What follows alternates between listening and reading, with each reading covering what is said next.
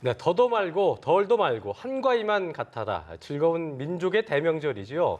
추석 연휴가 시작이 됐습니다. 그런데 누구에게나 즐거워야 할 이 명절이 누군가에게는 악몽과도 같은 시간이 된다고 합니다. 네, 그렇습니다. 그래서 이번 시간에는 가족 간의 화목한 추석을 보내기 위해서는 어떤 점을 주의해야 하는지 네. 상담 전문가와 함께 이야기 나눠보겠습니다. 숭실사이버대학교 이호선 교수 나오셨습니다. 어서 오십시오. 오세요. 안녕하세요. 네, 즐거운 명절 되시고요. 예. 네, 감사합니다. 이번에 교수님 어디 내려가십니까? 저는 참 그 행운이 좋은 사람인 것 같아요. 그 3대가 덕을 쌓아야 된다는 예. 시댁이 서울. 아, 네. 그러시군요. 네네. 알겠습니다. 이게 오랜만에 추석이란 게 이제 친족들이 만나는 즐거운 날인데요. 네. 그런데 뭐 지금 전에 저희가 오프닝에서 말씀드린 것처럼 즐거워야 할 한가위에 추석을 두려워하는 추석 포비아들이 늘고 있다고 하는데 이게 참 씁쓸한 결과인 것 같습니다. 최근에 급증 추세라는데 어떻습니까? 조금 전에 그 추석 포비아다 그랬는데 이 포비아라는 건 어떤 뜻이냐면 병적 공포. 이걸 우리가 보통 포비아라고 하는데요. 그 이야기가 나올 정도로 사실은 이 명절이라는 것이 누군가에게는 굉장히 힘든 일이 되었고 그러니까요. 그 명절이 오기 전부터 걱정되고 공포스러운 일이 돼버렸는데요.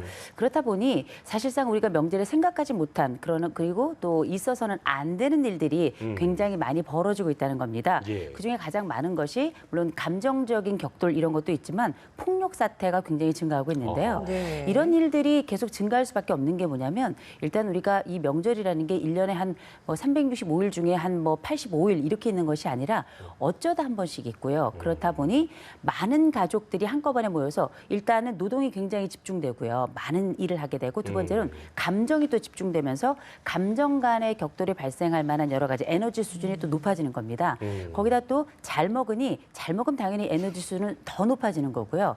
그리고 마침 그 이전에 가지고 있던 해묵었던 그리고 그 전에도 풀리지 않았던 가족의 여러 문제들을 한꺼번에 앙금들. 쏟아놓는 예. 성토의 장이 돼버려요. 네. 그렇군요. 그렇다 보니 사실상 우리가 명절에 즐거워야 되는데 오히려 언성이 높아지거나 아니면 이것이 조금 더 가중되어서 폭력 사태로 이어지니 그 전보다 그 경찰에 우리가 지금 현재 이런 일로 어려움을 겪고 있습니다. 출동해 주십시오. 이런 신호가 어마어마하게 증가하고 있다는 건 이런 가족 간의 명절이 쉬운 일만은 아니라는 걸 잘 보여주고 있죠. 그렇군요. 예전에 비해서 사실 요즘은 여성들의 사회 진출이 좀 많아졌잖아요. 그렇습니다. 그럼에도 불구하고 명절이 되면 여성이 오히려 남성보다 더 많이 일을 해야 되는 게 너무 당연시되고 있는 풍토도 또 하나의 문제가 아닌가 싶어요. 뭐 현재 남성이 더 많이 해야 한다라는 풍토가 변화해 가고는 있지만 아직까지도 그렇지 않은 게 대다수의 가정인 것 같거든요. 실상은 네네. 어떻습니까? 우리가 이제 명절이라고 하는 거를 보통 이제 며느리들은 그 명절을 이제 수명이 줄어든다 그래서 명절이다. 보통 아이고, 이렇게 네. 한다. 명이 줄어든다. 네네. 야, 그럴 진짜. 정도로 그만큼 스트레스가 많다는 건데 예. 물론 그 옛날에 비해서는 과거에 비해서는 노동의 양이 훨씬 줄었다 이렇게 네. 어른들 말씀하시지만 최근에 이제 이 직장을 다니면서 여러 사회생활을 했던 분들은 과거의 그 문화 속에 살았던 사람들은 아니거든요. 근데 명절은 여전히 우리가 가지고 있는 전통적 맥락에서 여성이 많은 사람들이 모이고 여성들이 그 음식 준비를 하고 이런 우리가 알고 있는 역할이 여전히 유지되고 있다는 거예요. 네. 근데 이제 뭐 맞벌이를 하건 안 하건 그 전에 핵가족으로 살면서 적은 양의 일을 했던 여성들이 한꺼번에 많은 양의 일을 하고 더 중요한 건 그 많은 양의 일들이 사실은 평가의 대상이 된다는 거예요. 음식이 네. 맛있다, 뭐 이건 더 맛있고 이건 덜 맛있다, 너는 더 예쁘고 누군 덜 예쁘다 이런 식으로 우리가 흔히 하지 말아야 될 산비의 대상이 되는데요. 그 산비가 바로 뭐냐면 비난, 그리고 비교, 네. 그리고 비꼼. 네. 요 세 가지의 그 산비. 이 세 가지 비가 한꺼번에 몰리는 때가 바로 이 명절이기 때문에 더군다나 일이 많아지는 시점에 남편들이 좀 도와주면 좋잖아요. 그렇죠. 그런데 아시다시피 우리나라 남성들 하루에 가사 노동에 함께 참여하는 시간이 43분이고 여성의 경우 같은 경우는 하루 가사 노동량이 3시간 17분입니다. 그거는 뭐 함께 맞벌이하는 가족을 기준으로 했을 때이기 때문에 그런데 그 일종의 습관이랄까요? 이런 것들이 명절에 한꺼번에 갖춰지진 않는 데다가 또 특별히 이 명절이라는 건 막상 그 집에 가면 본가에 가면 내 남편이었던 남자가 그 집의 둘째 아들이 되는 거거든요. 다시 복귀하기 때문에 그 전에 있던 둘째 아들의 그 짓궂음과 네. 또 그 게으름 이런 것들이 전형적으로 나타나죠. 저도 이제 뉴스 끝나면 이제 그런 입장이 돼야 할 처지인데. 네. 좀 많이 도와주셔야 될 것 같습니다. 알겠습니다. 이게 근데 교수님께서 예전에 왜 개그 콘서트에 애정남 아시죠? 알죠. 애매한 걸 정해주는 정해주는. 여자가 오늘 애정녀가 되셔야 될 텐데 네네. 이게 시댁을 먼저 가야 되냐 네. 아니면 친정을 먼저 가야 되냐 이것도 문제고 또 어느 집에다가 돈을 더 줘야 되냐 이것도 문제. 저 같은 경우는 뭐 이제 저희 집 먼저 가고 그다음 뭐 친정 가고 네. 돈 같은 경우는 이제 뭐 나눠주죠. 평등하게 하는데 네네. 이게 안 그런 경우가 많이 있나 봐요. 제가 볼 때는 그렇게 정해지면 참 좋겠네요. 그런데 네. 막상 우리의 현실은 우리가 생각하는 것처럼 그렇게 합리적이고 이성적이고 서로를 잘 배려하는 그런 결과로 이어지는 경우가 그렇게 많지는 않은데요. 예. 이게 정해진 답은 없습니다. 다만 부부가 함께 서로 배려를 해가면서 정해야죠. 순서도 정하고 네. 그리고 양쪽 부모님께 어느 정도 용돈을 드릴 것인가. 또 양쪽에는 부모님만 계신 게 아니라 또 조카들도 있죠. 조카들에게 나가는 용돈의 크기도 또 서로 다르기 때문에 그렇습니다. 이런 부분에 대한 논의는 그 가정의 형편에 따라서 그때그때 결정하면 좋겠지만 그냥 감히 권해 보기는 일단은 최근에도 물론 이 처가에 대한 관심사가 늘어나고 있긴 하지만 아직까지는 그 시댁이 먼저라는 인상이 좀 강하고 그런 부분은 좀 유지가 돼도 큰 문제는 아직은 없다고 생각이 들고요. 다만 예. 시댁을 갔다가 처가에 안 가는 집들이 많기 때문에 그것도 처가에 문제가 가는 되겠네요. 것을 약속을 하고 네. 그다음에 뭐 예를 들어서 우리가 3일이 있다. 그럼 3일 중에 뭐 이틀은 시댁에 있다면 하루 정도는 처가에 가고 이런 방식으로 가고 또 부모님께 드리는 용돈 정도는 제가 볼 땐 남편이 기꺼이 나서서 이번 주도해서. 추석에는 함께 양쪽 부모님 공평하게 같이 뭐 얼마씩 드리도록 하자. 이렇게 한번 남편의 제안을 해보신다면 제가 볼 때는 평생이 남은 생애를 머리 위에 올라가셔서 아내의 등을 타고 사실 수 있을 거라 생각합니다. 알겠습니다. 며느리들의 노동 강도, 체감도 훨씬 더 가벼워질 것 같습니다. 그러니까요. 훨씬 가볍죠. 네. 이렇게 명절이 우울해지는 사람이 며느리들뿐 아니라 또 다른 사람들도 있습니다. 그렇죠. 바로 이 취업 준비생들도 명절이 참 우울해지는 날이라고 하는데 네. 가족들이 많이 모여 있는 상황에서 뭐 걱정이다, 위로다 이런 차원에서 어떻게 돼가냐, 잘 돼가냐 이런 말들을 하는 게 오히려 이 취업 준비생들한테는 더 스트레스로 다가온다고 하더라고요. 그렇죠. 묻지도 말아야 돼요.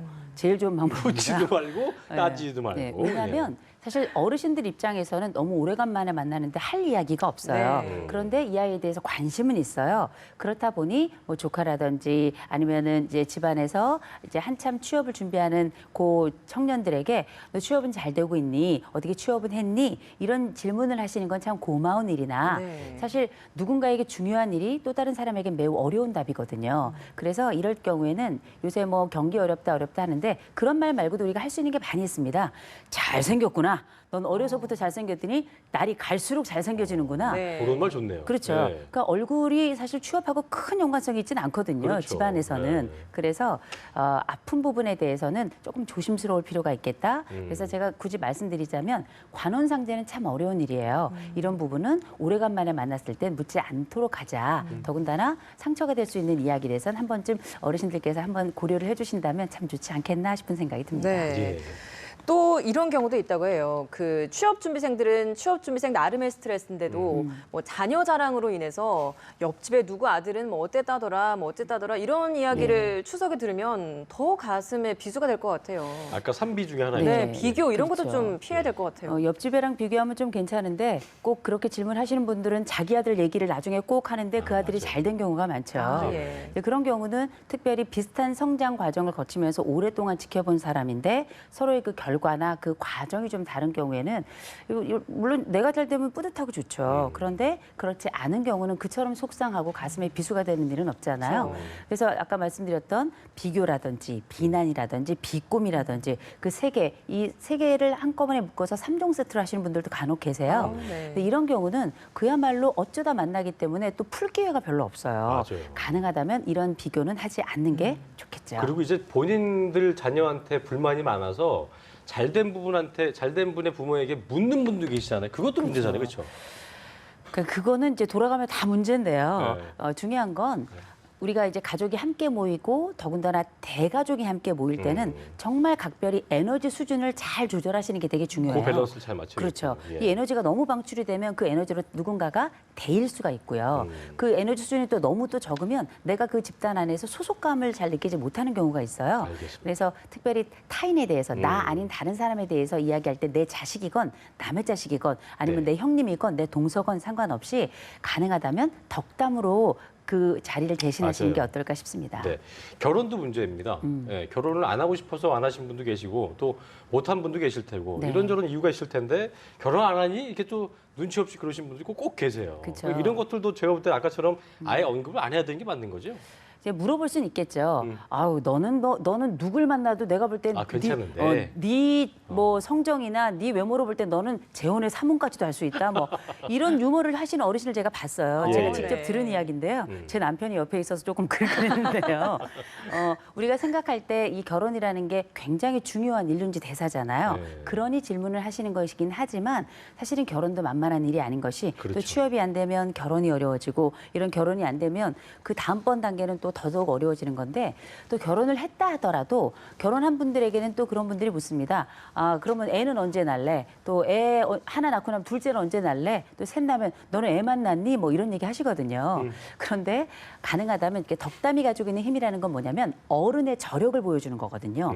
아 내가 너의 어려움도 알지만 너의 강점도 알아. 그래서 나는 너의 어려움 대신에 강점을 찾아서 너에게 다가갈 거야. 라고 하는 이 어른의 덕스러움 그리고 어른의 저력 이런 것들을 이번 명절에 한껏 보여주시면 어떨까 싶습니다. 그렇군요. 네, 가족 간 함께 모였을 때 따뜻한 말 한마디로 덕담을 해주는 것이 무엇보다 중요할 것 같다라는 말씀을 해주셨는데 예, 예. 지금까지는 명절 기간에 그 가족 간의 에티켓이었다고 한다면 또 다른 문제죠. 그 이웃 간의 에티켓도 굉장히 중요할 것 같아요. 그렇습니다. 가족들이 한 자리에 모이다 보니까 아이들도 있고 해서 층간소음 문제가 굉장히 심하거든요. 네네. 뭐 추석이나 이런 명절 전후로 해서 오히려 이웃 간의 다툼이 더 심해진다고 해요. 네네. 마지막으로 그 추석 연휴 기간에 이웃 간의 층간소음 대처법 좀 짚어주시기 바랍니다. 층간소음을 대처할 수 있는 제일 좋은 방법은 예방밖에 없습니다. 일단 발생하고 나면 그때부터 민원으로 들어가거든요. 그래서 제일 좋은 방법은 이제 우리 집에 가족이 많이 모일 것 같다. 그리고 그게 오늘이건 내일이건 바로 이제 명절이니까 우리가 그러면 어떻게 해야 되는가? 아랫집에 사과 3개 들고 가시고요. 들고 접시에 이렇게 예쁘게 가져가. 그것도 그냥 하시면 안 되고 깎아서 가셔야 돼요. 깎아서 예쁘게 깎아서 가셔서 저희 집에 이제 가족들이 몇 명 정도 몇 시부터 이제 오기 시작합니다. 그래서 네. 거기에 미리 양해를 어린아이들이 구하는군요. 있어서 미리. 네, 아하. 어린아이들이 좀 뛸 수도 있는데 좀 많이 시끄러우실 것 같아서 많이 염려가 됩니다. 그래서 좀 양해를 많이 해주셨으면 좋겠습니다. 부탁드립니다라고 하신다면 거기서 사과 딱 밀면서 됐어 이렇게 말하는 분들은 많지 않거든요. 네. 그래서 먼저 마음을 사고 그다음에 또 막상 가족들이 모였을 때도 조심하는 것 이것도 굉장히 중요하겠죠. 미리 예의를 보여라. 이거 굉장히 좋은 방법인 것 그리고 같습니다. 명절이 끝나고 난 다음엔 처음에 사과드렸으니까 끝나고 나서는 꽃감으로 네. 감사하다고 하시면 그래도 좋을 것 같습니다. 알겠습니다. 참고하시면 아주 좋을 것 같습니다. 지금까지 숭실사이버대학교 이호선 교수와 함께 명절 잘 나는 법 알아봤습니다. 감사합니다. 고맙습니다.